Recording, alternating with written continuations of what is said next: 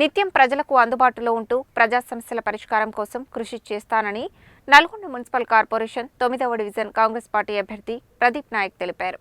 Ward అభివృద్ధి కోసం తనను అత్యధిక మెజారిటీతో గెలిపించాలని కోరారు.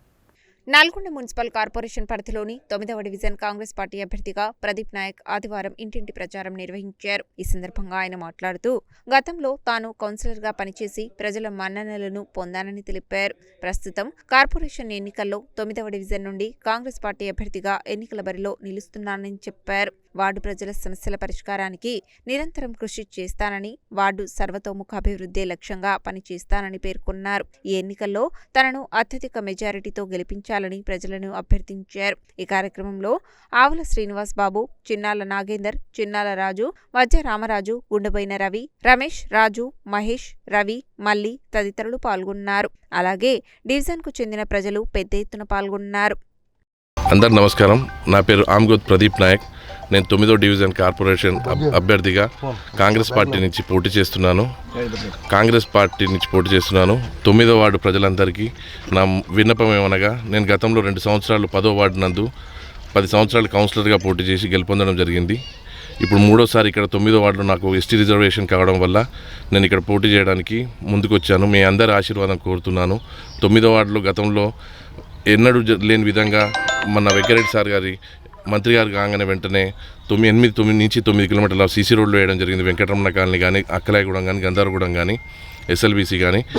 ఇవన్నీ అభివృద్ధి పనులు ఇంకా ముందు జరగాలంటే ఖచ్చితంగా మీరు అందరూ కాంగ్రెస్ పార్టీకి ఓటేసి గెలిపించుకోవాలని నా యొక్క విజ్ఞప్తి చేస్తున్నాను. 9వ వార్డు డివిజన్ ప్రజలందరికీ చేతులెత్తి నమస్కారం తెలియజేస్తున్నాను. ప్రదీప్ నాయక్ను గెలిపేయాలని మేము ప్రచారం చేస్తున్నాం. ఈ ప్రచారంలో భాగంగా ఇంతకుముందు గతంలో కూడా ఎక్కడ రేషన్ కార్డు లేకుండే కోమటిరెడ్డి వెంకరెడ్డి గారు ఎప్పుడైతే మినిస్టర్ అయ్యిండో మళ్ళీ 10 ఏళ్ల తర్వాత రేషన్ కార్డులు ఇవ్వడం జరిగింది. దాంతోపాటు గవర్నమెంట్ ఇల్లు ఇవ్వడం జరిగింది. దాంతోపాటు సీసీ రోడ్లు దాదాపున 70% సీసీ రోడ్లు అయిపోయినాయి. లక్కలాయగూడెం కానీ, చింతబాయగూడెం కానీ కరెంటు సమస్య ఎక్కడ లో వోల్టేజ్ ఉంటాయి కూడా సపరేట్ కోమటిరెడ్డి వెంకరెడ్డి గారు ట్రాన్స్ఫారం కూడా అక్కలాయగూడెంలో వేపించడం జరిగింది.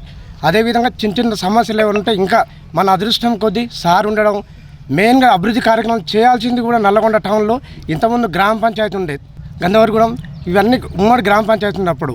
ఇప్పుడు ఏంటంటే మనకు అభివృద్ధి కార్యక్రమాలు కూడా ఎక్కువ 9వ వార్డుకు ఇలా మెడికల్ కాలేజ్ కానీ, స్కూళ్ళు కానీ ఇంకా ఇలాంటి చాలా చేయాల్సి ఉంది. దయచేసి అందరూ 9వ వార్డుకు కాంగ్రెస్ని గెలిపించాలని కోరుకుంటున్నాను. 9th वार्ड से हमारे प्रदीप भाई नायक जो लड़ रहे हैं 9th वार्ड से, उनको वोट दीजिए और कोमटिरेड्डी वेंकट साहब से अच्छा जिताइए और उनके ज़रिए से SLBC में मेडिकल कॉलेज हो, इंटीग्रेटेड स्कूल्स हो, नर्सिंग कॉलेज हो और इम्प्रूवमेंट अच्छा कर रहे हैं नलगोंडे को. और recently law college, pharmacy college भी महात्मा गांधी यूनिवर्सिटी में आया है. आप उसको గిఫ్ట్ देना बोल को कर रहे हैं. ప్రదీప్ నాయక్ ఎక్కువ మెజార్టీతో గెలిపించండి, కాంగ్రెస్ని బాగా గెలిపించండి और నల్గొండకు అభివృద్ధి పథకంలో నడిపించండి.